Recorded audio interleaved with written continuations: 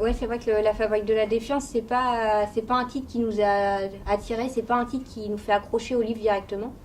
Et c'est seulement quand on a ouvert le livre et qu'on a lu l'introduction que là on a vraiment accroché. C'était comme une petite histoire et tout. Et bah, j'ai trouvé ça sympathique que ce soit une histoire dans un livre d'économie. On s'attendait pas à lire quelque chose comme ça. Et bah, la Fabrique de la Défiance,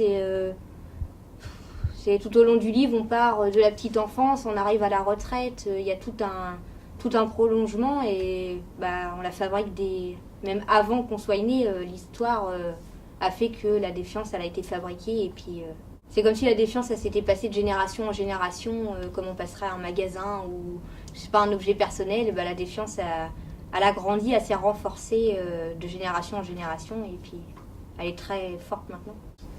On s'est bien retrouvé dans le livre, surtout quand il parle de l'école, tout ça. Il parle du classement, du triage, tout ça. Enfin, on voit bien qu'en France, il y a des classements et qu'il faut être le meilleur. Et, enfin, c'est un peu ça.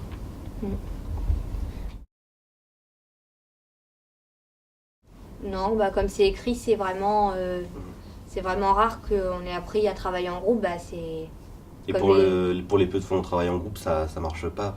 On n'a pas été habitué petit comme dans d'autres pays en fait.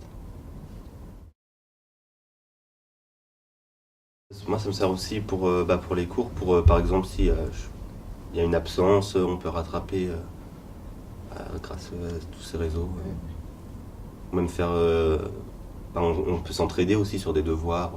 c'est plus sérieux, on n'est pas physiquement ensemble et du coup bah, on a moins envie de rire, on a moins envie de faire n'importe quoi, on est concentré. Puis ça part de nous, c'est qu'on a envie de travailler en groupe, alors que si on travaille en groupe en cours, c'est que c'est imposé.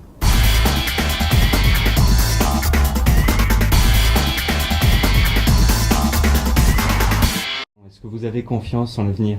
Oui. Et vous? Moins. Plutôt défiant? Ouais, plutôt. Et pourquoi? C'est pas vraiment ce qui nous attend. Beaucoup de chômage, tout ça, ça nous donne pas vraiment confiance en fait. Et on s'accroche parce que faut bien, on sait jamais. Mais c'est toujours une interrogation en fait.